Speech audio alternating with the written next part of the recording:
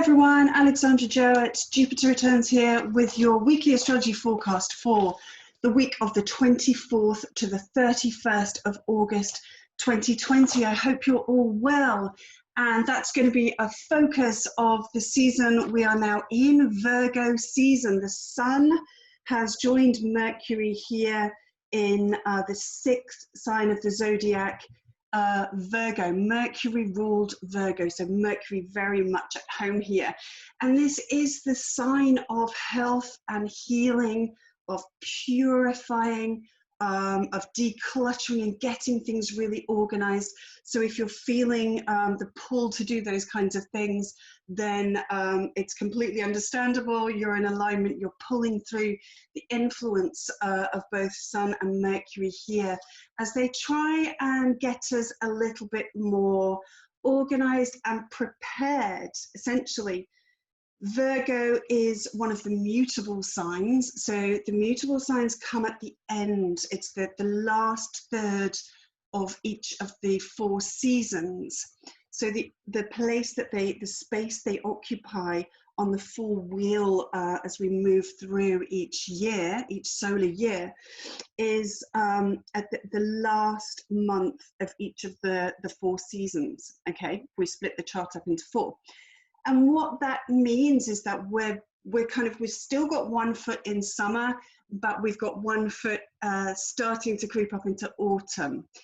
And the mutable signs are preparing us for change. They give us this, this influence, this energy of, oh, I need to start to think about how things are going to be changing in terms of what's happening in the natural world.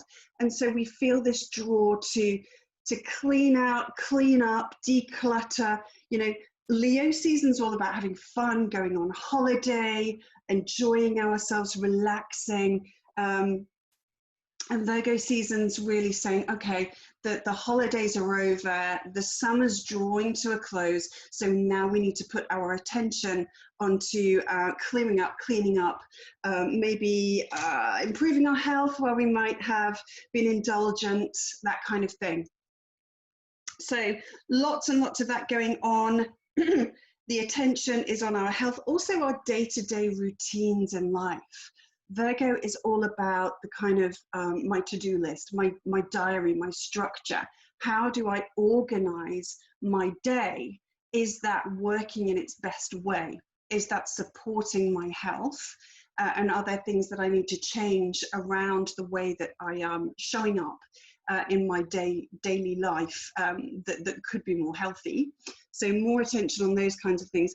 And also how I am of service to other people. This is what Virgo is all about. What do I give to other people? And, you know, is my health, is my structure, the structure of my life, supporting me being able to do that? Or is that something that's proving detrimental to my health? Does that need some changes, some purity bringing in there? Do we need to clean something out in order for something healthier to take its place? So Virgo season really pulling us into that kind of energy.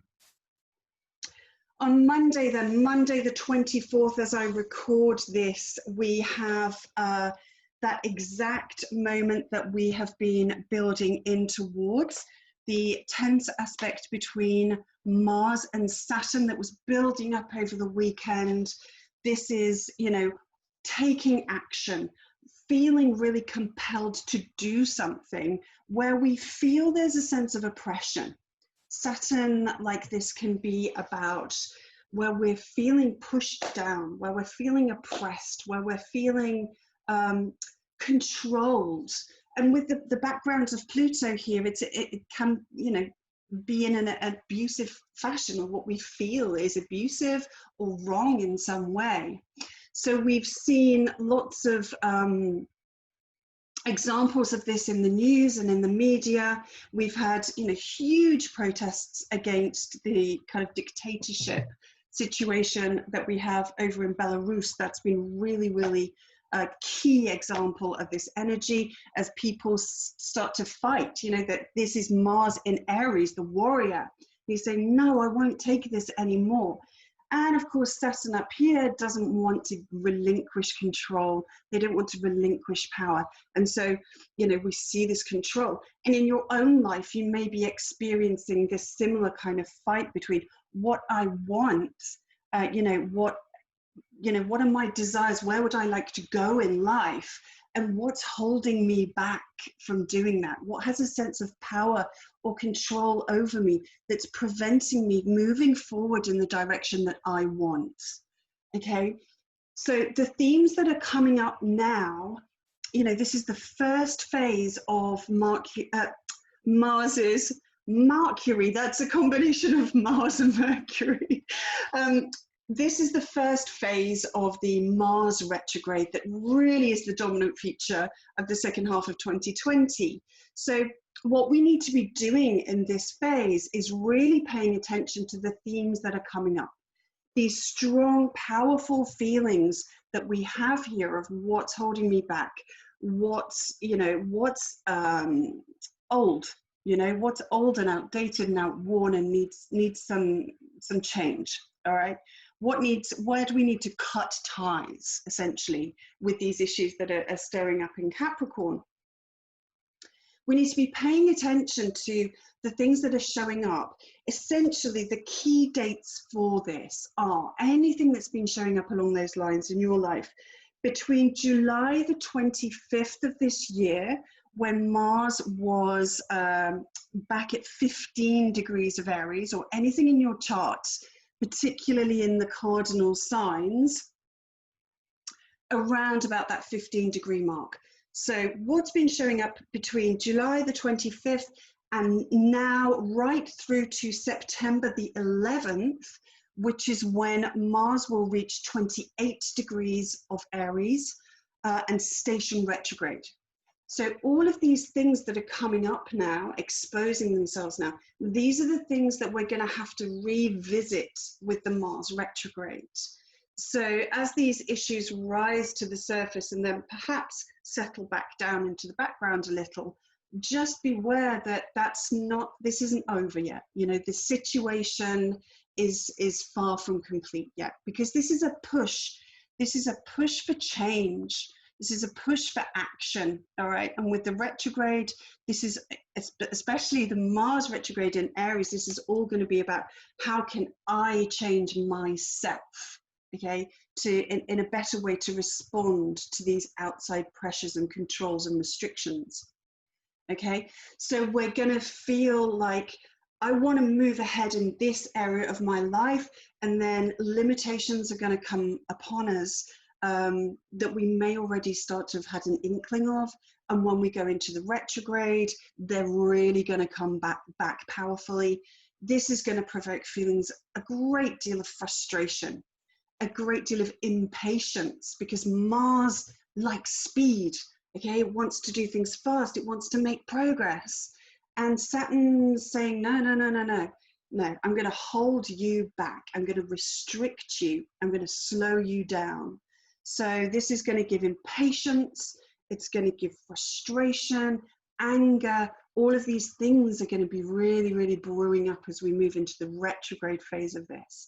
So start to think now, start to head that off at the pass and say, okay, I know these are the things that are coming up in my life to be addressed. Let's not wait till the retrograde comes around and makes things very, very difficult. What can I do now to be prepared, yeah? Virgo season, it's all about being prepared, getting your ducks in a row, being organized, purifying and cleansing your life in a way that's going to allow space for you to deal with issues that arise that may demand a lot more of your energy. You know, Mars is your juice, right? It's the gas in your tank. And with Saturn making progress very inhibited, it's not going to stop it altogether, but it's going to slow things right down. You're going to be burning through your energy, you know, in this limited number of areas of life, much more so. So where can we use Sun and Mercury energy now to ensure that we're prepared for that, and that we're cutting away all of the things that really are an unnecessary use of our energy, so that we can keep enough back to deal with this as it comes up. So this energy goes exact today. So you might be feeling some of this. Really pay attention to what's showing up. We have some really positive, helpful energy, more desirable energy as well, with the waxing moon that was birthed at the new moon in Leo. We have the waxing moon now in Mars-ruled Scorpio. So it's giving us an extra dose of this Mars kind of feels. But what it's saying is, within Scorpio, we have the opportunity to have a change, to create a death and rebirth process, a transcendence. Okay, so we can channel that energy, and what it's going to be doing, we've got some lovely supportive energy. I don't seem to have a trine aspect with me. Hold on, I'm just going to get that. There you go, perfect example of not being prepared. I didn't have one of my trine aspects with me, and so I just wasted some time and energy.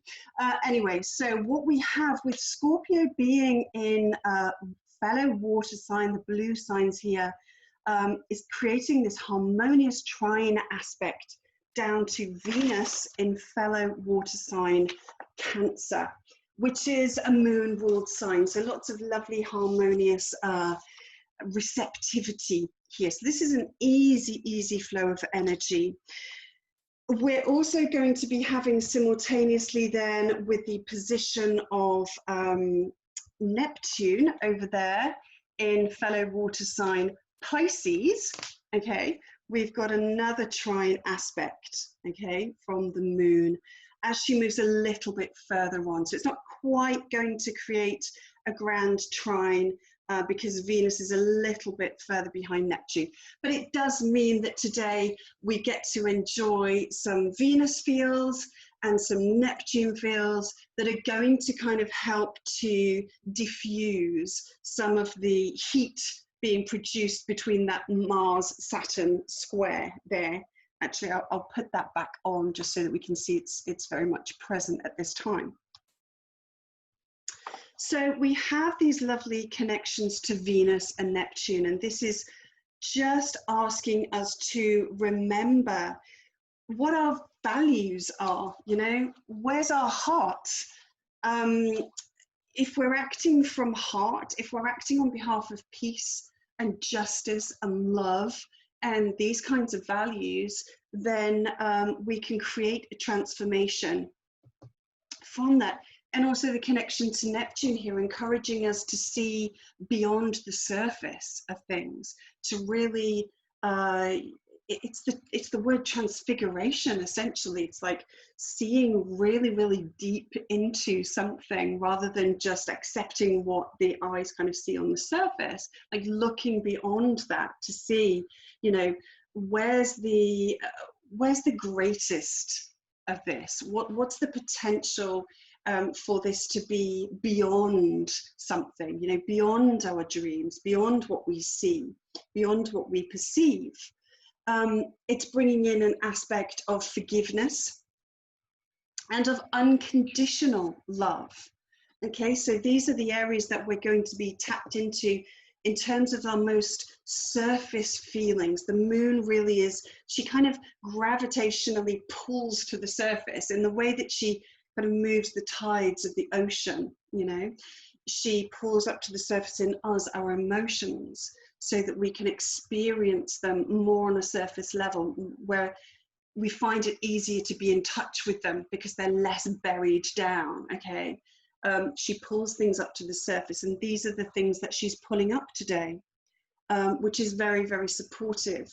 So in terms of the difficulties and the challenges that Mars and Saturn are presenting for us, those limitations, you know, how does this connect in terms of how we want to make a transformation around our values, potentially, and how we value ourselves?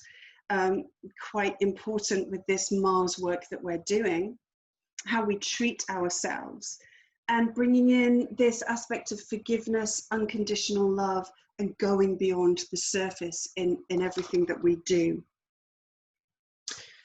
Then as the moon progresses in her journey overnight on Monday, Monday being Moon Day, the day ruled by the moon, as she progresses on from those aspects and moves a little bit deeper into Scorpio, she's going to be creating a harmonious aspect again with these three planets in Capricorn that really are, you know, the power players of 2020. These are the guys that are making everything happen, all these big, powerful changes that we see in the world around us. So let's not forget we have a waxing moon, so it's something that's growing, and we have a combination here of water and earth. So we blend those together, and this is really powerful manifestation energy. This is the lump of clay on the potter's wheel, okay, where we mix water and earth. That's what we've got. It's moldable and pliable. So with our heart and our spirit involved in how we're feeling and how we would like to transform, we then overnight have the moon connecting harmoniously first with Jupiter, who's all about expansion. It's all about wisdom. It's all about finding opportunities, creating opportunities, even when things are very, very difficult. It does require a little bit more work to bring through the desirable effects of Jupiter in Capricorn.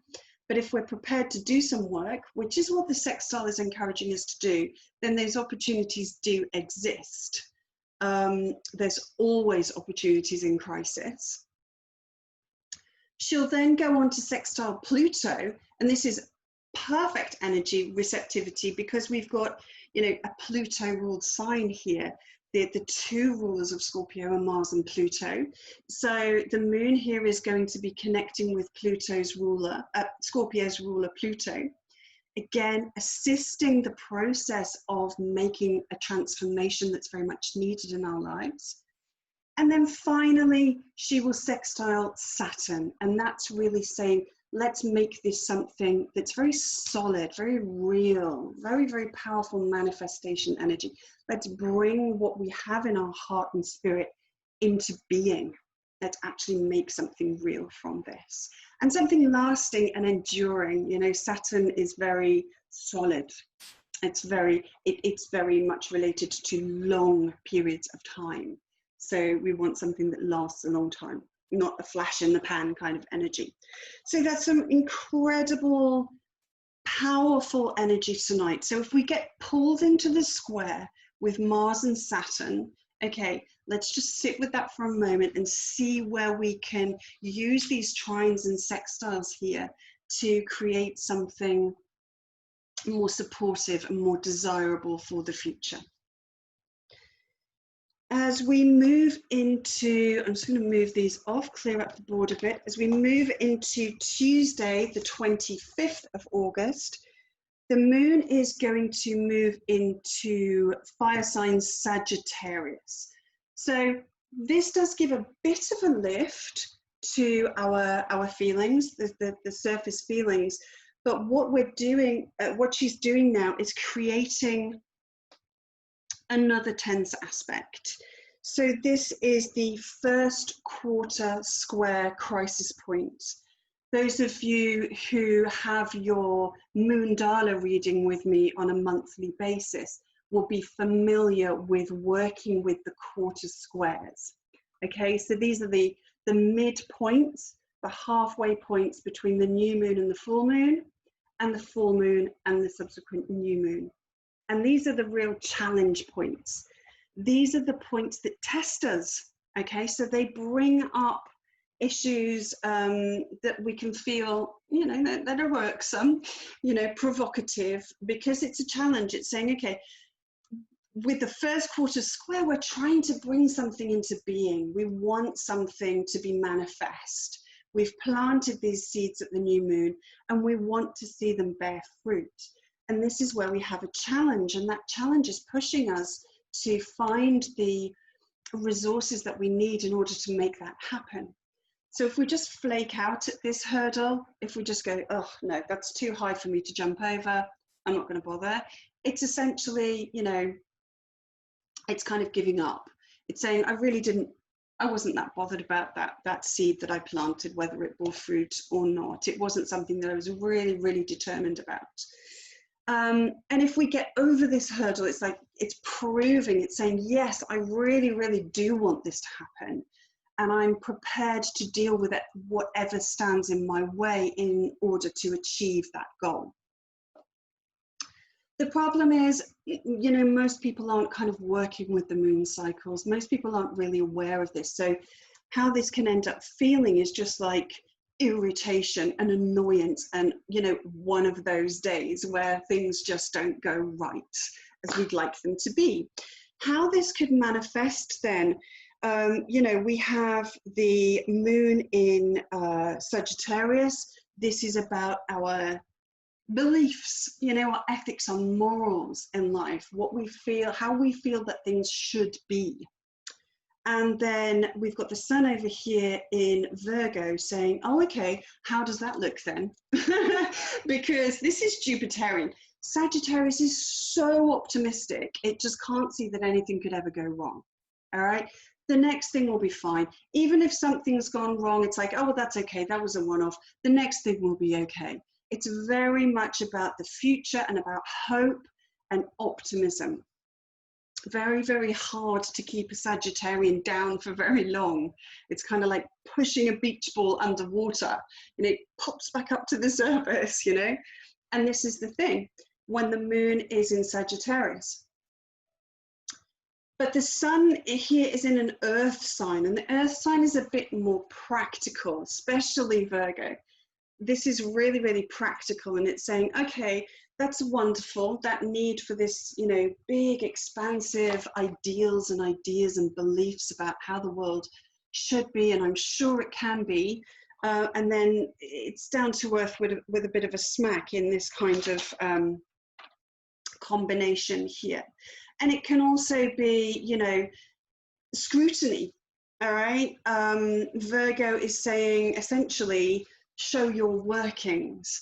I know you have all the answers, because sometimes Sagittarius can think it has all the answers. This is why, you know, Sagittarius is related to teachers. They are people who have answers. But sometimes they think they have all the answers, and that might not necessarily be the case. So the sun here is a challenge to that and saying, oh, okay, show me your workings out, please. Show me the evidence.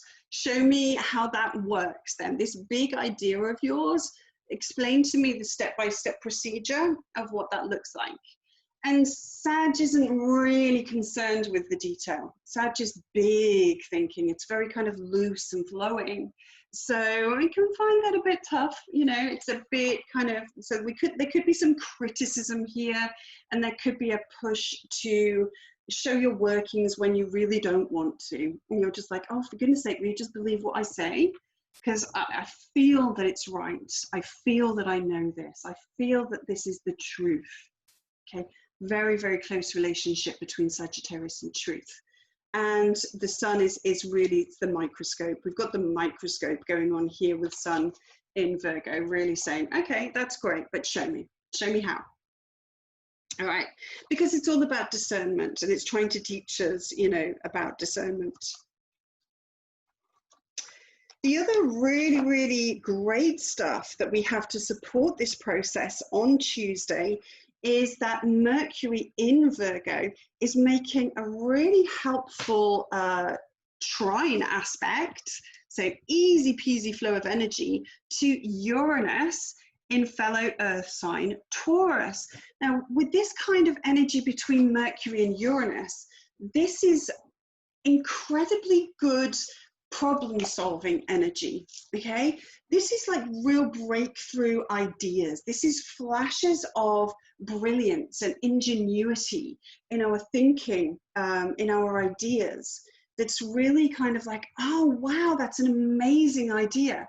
That's a fantastic way of doing things that I hadn't done before, okay? This is very new things. So if we come up against any challenges with this quarter square moon, just try and keep a really, really open mind and pay attention to any and they can be really, really tiny, microscopic little flashes of inspiration that may facilitate a real problem solving and solution focused thoughts that might come through to you, and conversations that you might have with other people as well might just make you think, oh my goodness, yeah, that's a really good idea.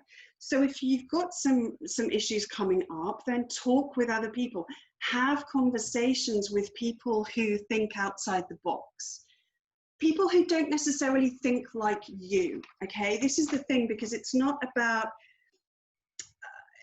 we don't want sycophants. We don't just want to be interacting all the time with people who have the exact same opinion as us, the exact same beliefs and thoughts on things. If we narrow things down and stifle it, there's no room for Uranus to come in. Uranus is all about new, it's all about different, it's all about shattering those ruts, okay, that we get stuck in. We don't want to be in an echo chamber with the people that we're in connection with. We need the diversity that Uranus can bring. It's the differences that people have. And we can really take advantage of this if we dare to have conversations with people, if we can keep our egos in check enough that we can have open conversations and debate with people that do have different views, then we really might get a breakthrough kind of idea and solution to any of the problems that we solve. So really try and tap into that one if you can, or it may well just show up because it's a trine. So, you know, look out for that. You might always often get some surprising communications as well with this energy. So, wow, didn't see that coming. A letter lands on your doormat, or a message comes through to your phone, something like that, that really, in a pleasant way as well, surprisingly, you know, pleasant and supportive communication can come through. And we also have, it's a busy day, it's Tuesday, there's a lot going on. We also have another challenging aspect. This is Venus's journey through Cancer is now starting to make aspects with the triple conjunction in Capricorn. The first aspect that she is making there is with Jupiter. So with an opposition aspect like this, it's a challenging aspect. When we have a combination and hard aspect of Venus and Jupiter, this can tend to bring out the less desirable qualities of this. So Jupiter here could bring in excess. And of course, Venus is pleasure, it's indulgence. So we might go overboard a little bit with the things that give us pleasure in life. So this could be overindulgence in food, particularly. So this could be comfort eating, you know, Cancer, moon related sign here, very much about the home comfort. I just want to nest down in warm blankets with a cup of tea and eat biscuits. It's that kind of energy here. And we might find that, you know, the whole packet has gone before we know it, because we've just gone one, you know. Jupiter is more and more and more. That expansive quality can really overdo it. It can also make us feel super lazy. We want to just take it easy. This is not an inclination for much work. And that might be where some of the challenge comes in with the moon sun square on the same day. It might just be, I don't want to go to work. I want to be free. You know, the moon in Sagittarius just wants to be free, to explore and have an adventure. And this could be replicated here because Jupiter is the ruler of Sagittarius. So this hard aspect is like, I don't want to go back to work. I don't want to have to go back to the school run and all the discipline that's coming in September. You know, I just want to relax and continue the holiday vibes. So we can feel a bit lazy. We can feel a bit greedy and indulgent. We can also feel a bit spendy. Okay, Jupiter in hard opposition to Venus can make us be a bit too carefree with our money and with our other resources as well. You know, often Venus is expressed as money, but we really should think about it as our resources. You know, what are the things that we have that make things happen in life? So that can be our time as well. It's a very, very precious resource. So there's a generosity with Jupiter.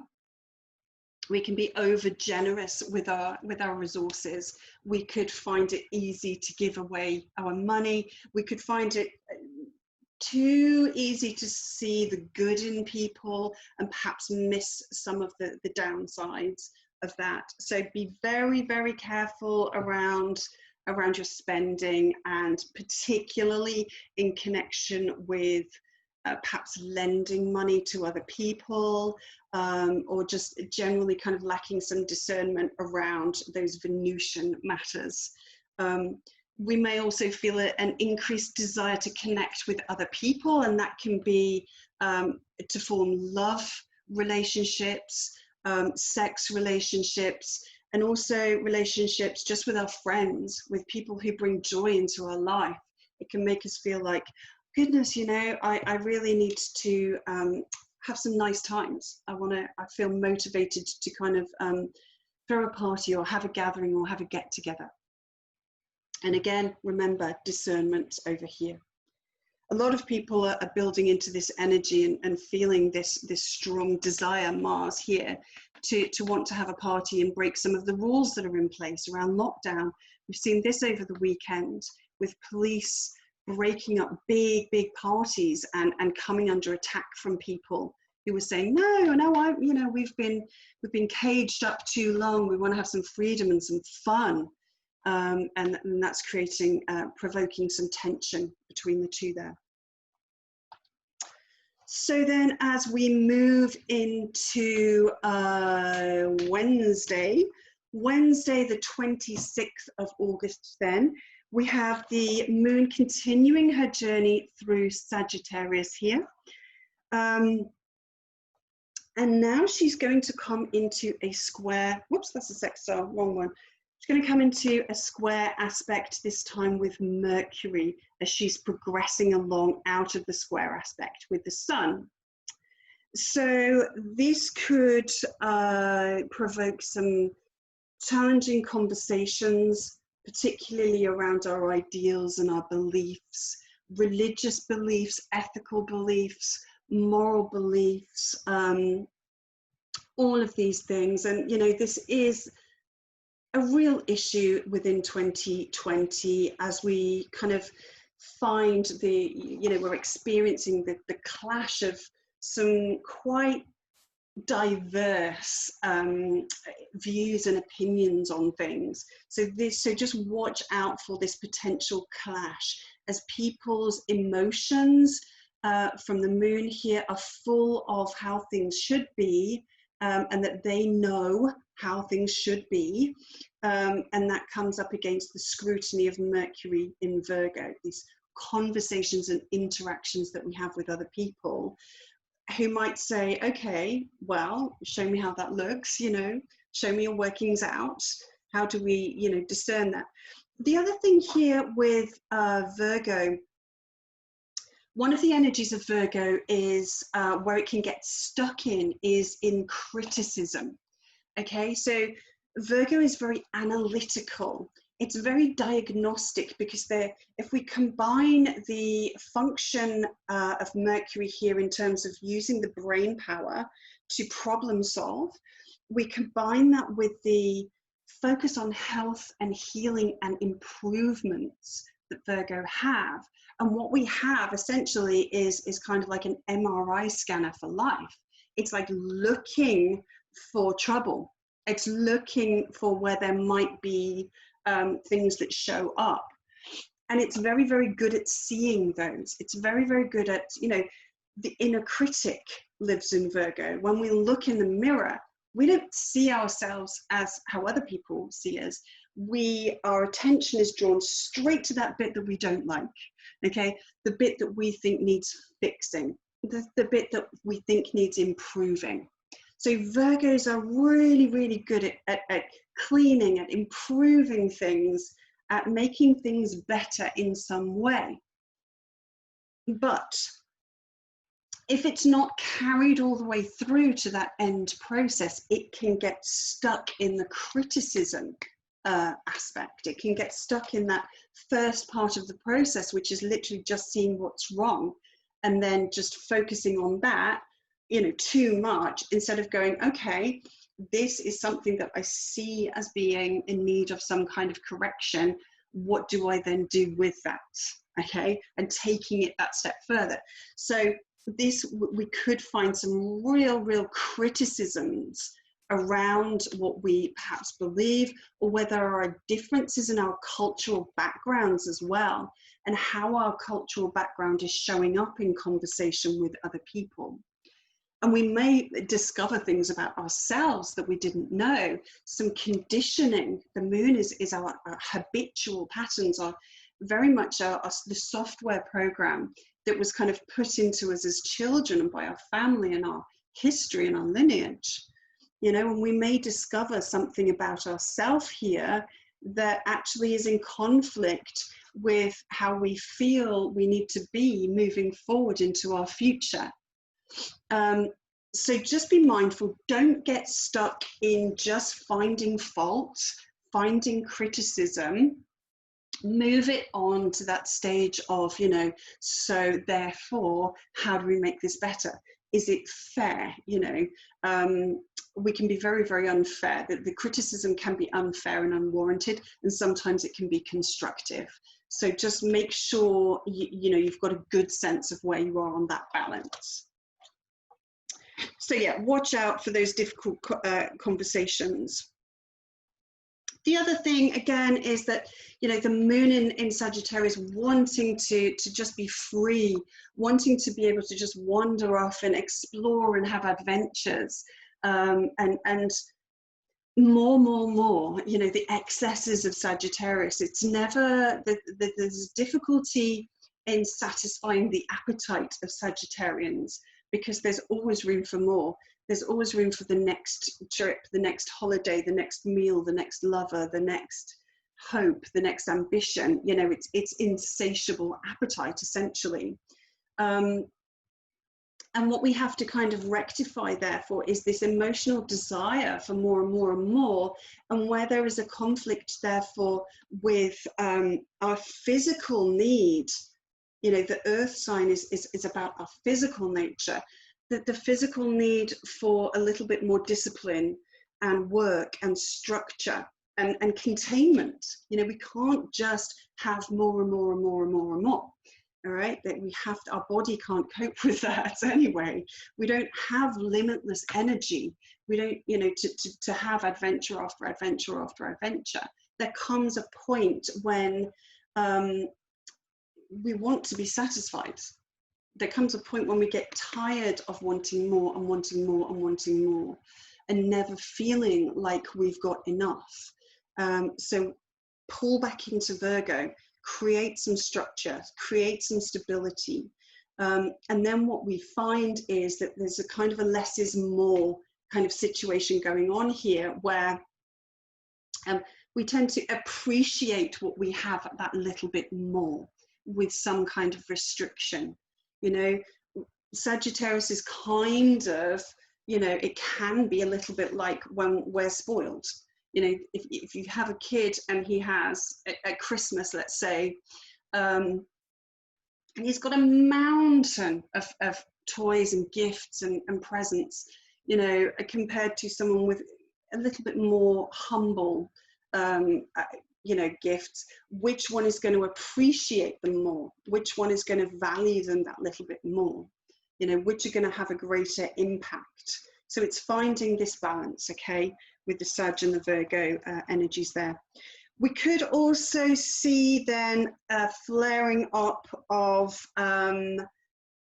you know, as we move from Wednesday and into Thursday and the moon meets the south node, we're seeing so much of the south node in Sagittarius influence recently.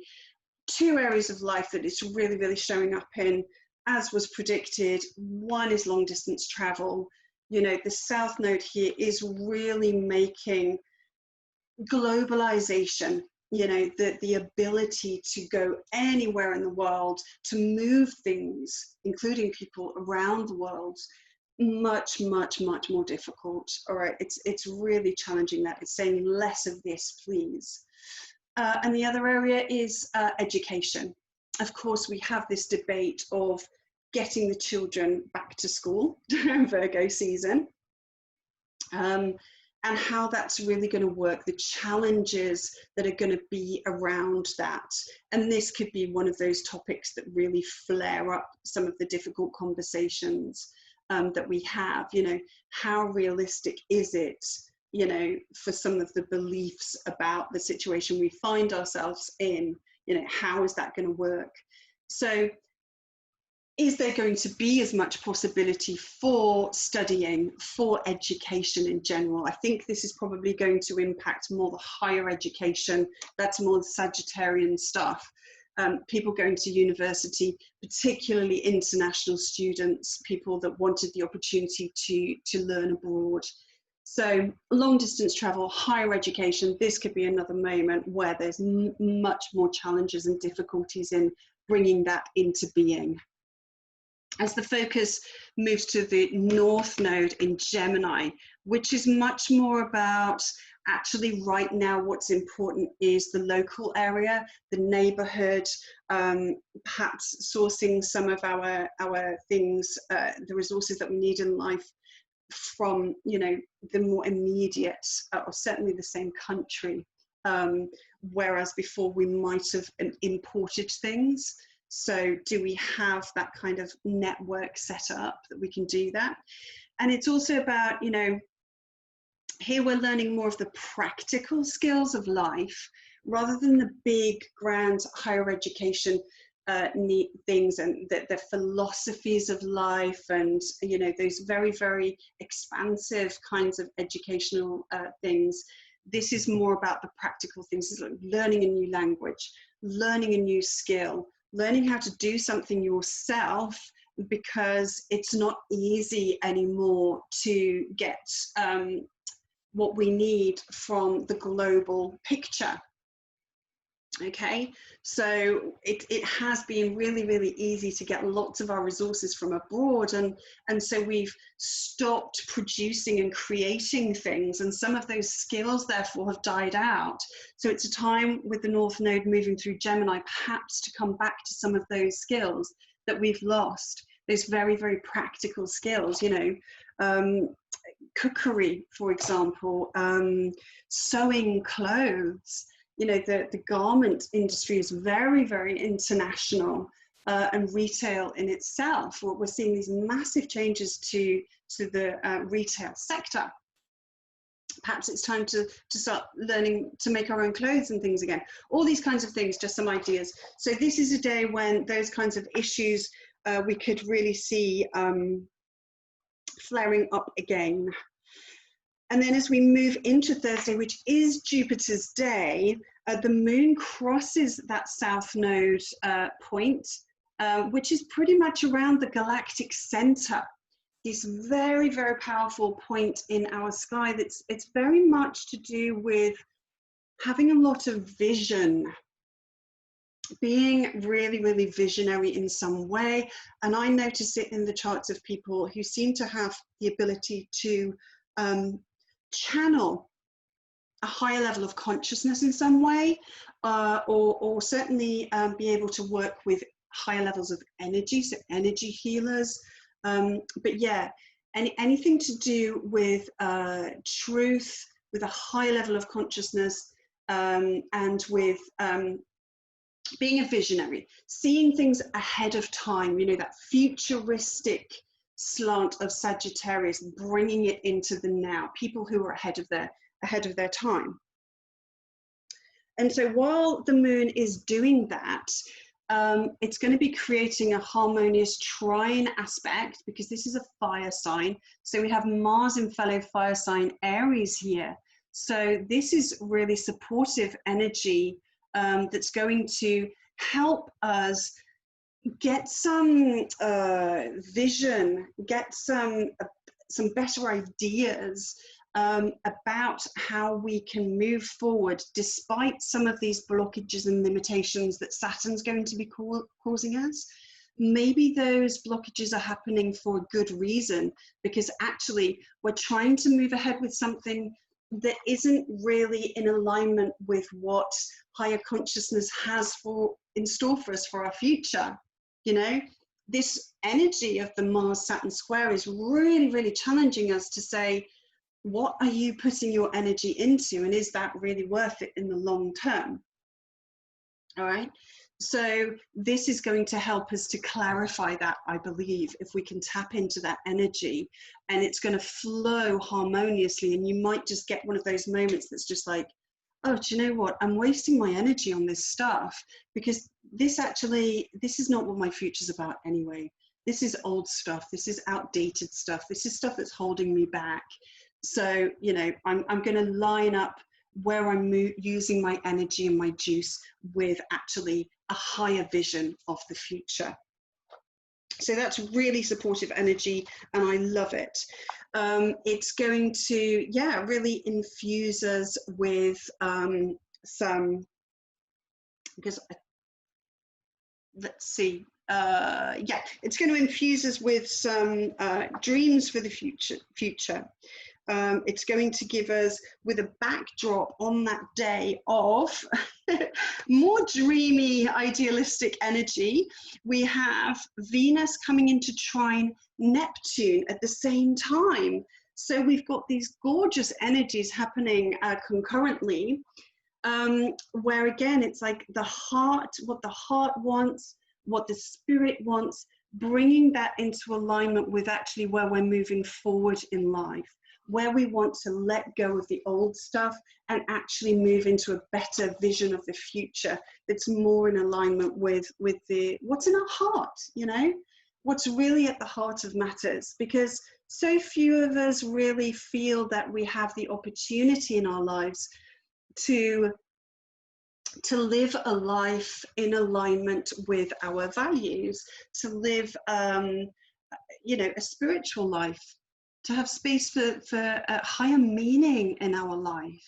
We all have this. I feel strongly there is quite a spiritual void within people, and this can lead to feelings of disillusionment, particularly with Neptune in retrograde, where, you know, people are feeling that, you know, the current structure of life isn't supportive of any depth, any real meaning, any real sense of purpose. It's just kind of an existence. It's just, we're bogged down with the day-to-day, getting through the day, you know, working just to keep a roof over our head and food in our bellies.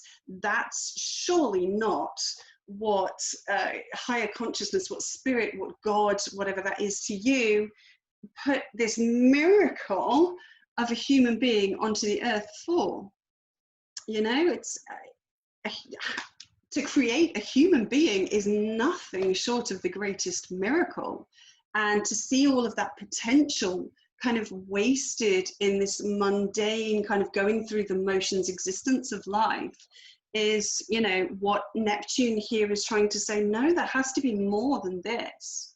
So we could have those feelings and really find some alignment with how we can, you know, forge ahead, forge a way forward and create that happening. It's not going to come easy. Saturn doesn't make that easy. You know, the structure, Capricorn, the system doesn't make that easy for us, but we can get some breakthroughs here in terms of really feeling the need to bring that into our life going forward.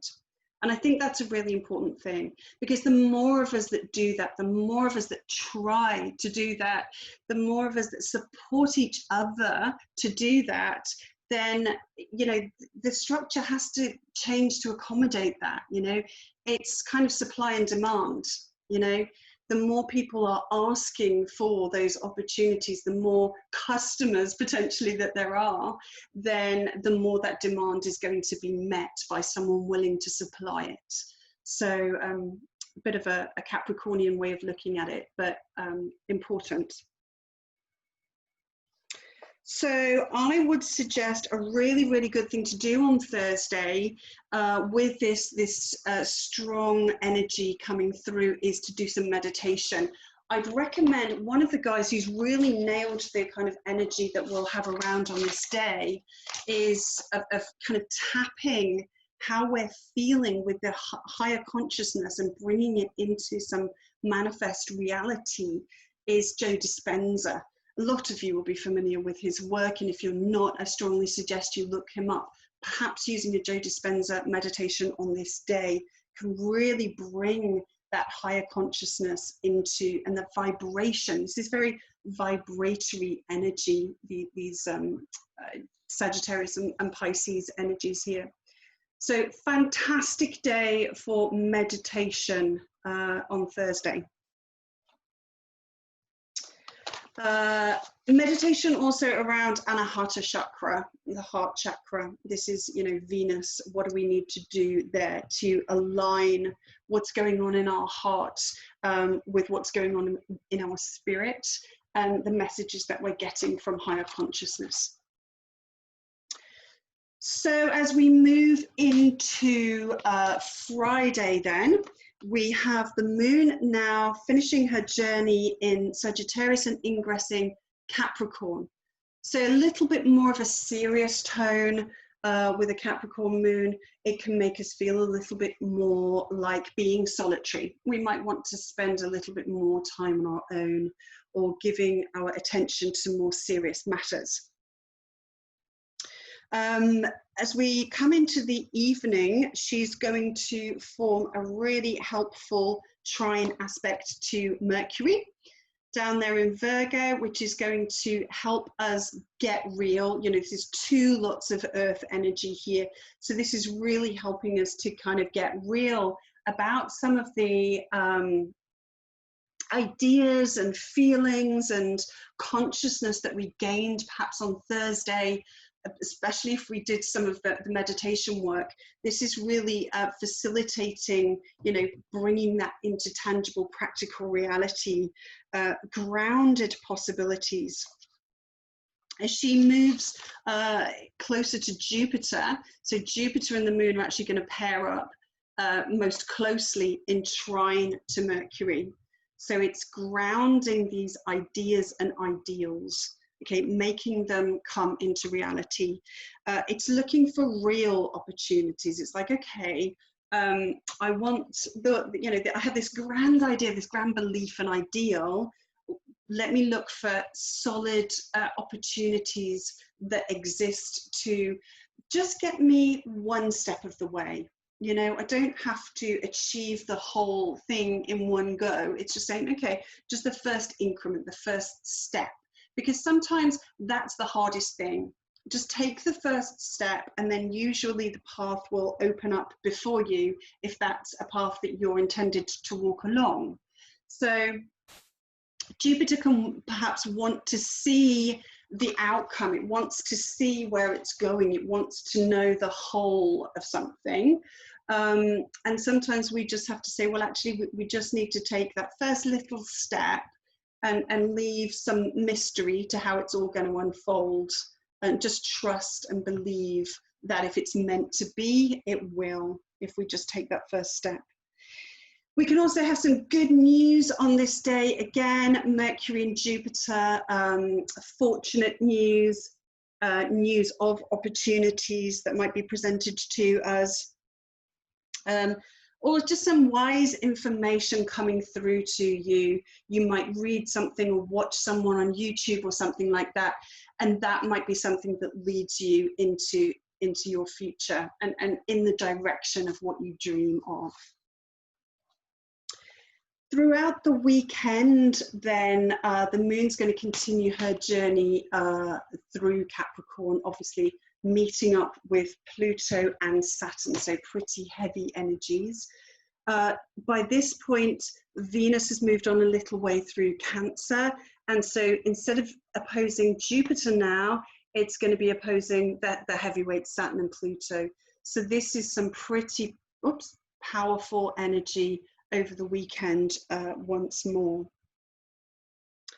When we have Venus with Pluto, this signifies intensity. So very intense feelings, intense connections. We can have powerful feelings that might draw us towards people, perhaps people in situations that maybe part of us knows probably isn't a good idea, but it's just kind of irresistible in some way. We're drawn to it like a moth to the flame. It can be magnetic, so we can find a very magnetic and powerful connection with someone. We can also have some very powerful interactions with people that could involve manipulation in some way. Have we been manipulated? And that can show up also with finances as well. So really, you know, watch out for that kind of thing, particularly off the back of the Venus-Jupiter opposition. Have we been a bit unguarded around our spending and money? Have we been a bit over generous? That kind of thing. This could be where we might see we've been potentially manipulated or taken advantage of in some way. We can have some quite obsessive feelings with Venus and Pluto. It's like, I don't want to give up. Very powerful, intense kind of feelings. We may have other people that feel that way about us, and that can be a little unnerving as well. So very, very intense. Watch out for that. Intense interactions with other women as well. Very powerful interactions there. So watch out for those things over the weekend. We will also have another challenging opposition aspect at the weekend. Have I got another one? No. What we're going to have now is a peak moment in this Virgo season that really is helping us find the balance point, which is why I choose to have the yin yang symbol right at the heart of my chart here, is to remind us that what we're trying to do is find the middle point between the polarities of each of the signs. So the signs work as polar opposites, and what we're trying to do is find the healthy balance of integrating those two opposing points into the middle ground, okay, to find balance. So what we have between the opposite signs of Virgo and Pisces here is we have Mercury, that analytic, thinking, communicating, healing and problem-solving energy, and Neptune. So these guys are both in their home signs, so they're very, very strongly placed. But Mercury in the home sign of Virgo, Neptune in the home sign of Pisces. So this could show up as a lack of clarity, okay, ambiguity. Mercury in Virgo wants to know precision. It wants to be exact. It wants to be very, very, very refined. And Neptune in Pisces is just carefree. This is control and chaos, okay? So Neptune just wants to be able to float along with no particular destination or structure in mind and just see what happens. It wants to leave space for creativity and imagination and dreams and anything. It's very unbounded. It's like it's open to anything. Whereas Mercury very much is not at all. Mercury in Virgo is more about, okay, I'm going from here to here at this time of day. This is what the weather will be like. This is what clothes I'll be wearing. You know, this is who I'm going to talk to. They're completely opposing views here. And so what we're looking at then is a lack of clarity. Neptune here is going to distort and warp our clarity and our the information and our perception of information is going to be distorted. All right, so we really need to look out for a lack of clarity, a lack of cohesion, a lack of just, you know, for example, being able to find the right words to explain ourselves. This is not a good day for sitting an exam, for example. Recalling information that we need is going to be foggy. You know, we're not going to be able to come up with the right words, the right information. So not a good day for public speaking, or, you know, having an important conversation. Again, not a good time. Or signing a contract, something like that. It's just anything that requires a lot of precision and detail on this day, I would give a wide berth, unless you want to kind of almost channel that kind of Neptune creativity through into some work. So, for example, a piece of artwork or something. But so expect that your mind is going to be foggy and a bit chaotic. This can present a challenge around our mental boundaries. You know, water, Pisces, Neptune energy finds the cracks, all right? So it's going to get in anywhere it can. So this is essentially going to highlight to us where our boundaries are perhaps a little bit weak in terms of our conversations with other people or interactions with other people, or the way that we go about our day-to-day. Where's the weaknesses in that? Those kinds of things. And also we might feel quite tired, we might feel quite mentally drained, mentally tired, in need of a lot more sleep. This could be where we potentially might have an overactive imagination, so our imagination could interrupt our sleep. It could be fake news, all right? Fake news may crop up here as there's a distortion, like a kaleidoscope effect that's taking place with information that comes into our lives. So again, you know, don't take anything as verbatim, all right, with this energy around. And we may perceive things as being very real when in fact they're not, okay? We might have our rose-tinted specs on a little bit with Neptune here, so distortions in how we perceive reality. We may also project, you know, Neptune and Pisces is a very projective energy. We may project some of our thoughts onto, and particularly criticisms, onto other people. So we may wrongly assume, you know, other people are thinking or even saying things when they're not. All right, so just watch out for that. It might actually be a projection of a part of ourself that thinks that way about ourselves, and we're projecting it onto others, when actually we need to consider, you know, actually, is this something that I do to myself, and therefore I just assume that other people are doing it to me? Because that tends to be how we view other people, primarily through the filter of the self. And when we have oppositions like this, we can have these wonderful reflections that come up to us that say, actually, do you know what? This is about me. This is about how I think about myself. And what I do here is I say, oh, other people think this about me, or will think this about me. It's actually because there's a part of you that thinks that about you. So watch out for any projections that you might have coming up in your relationships and interactions with other people. We could feel a sense of mental chaos and confusion, losing a grip on feeling control and order around our mind, around our daily, you know, the setup of our day. Just everything going to chaos. We may, you know, begin Virgo season with all these wonderful ideas in mind of, I'm going to get up at this time and I'm going to do my yoga and my meditation and da da da da da. And then we might find when we come into the end of the week that that's kind of all gone to pot and gone into chaos a little bit. But it's very temporary, so don't worry. So no important decisions at this time. I don't think that anything will be clear. And also don't sign important documents or contracts at this time either.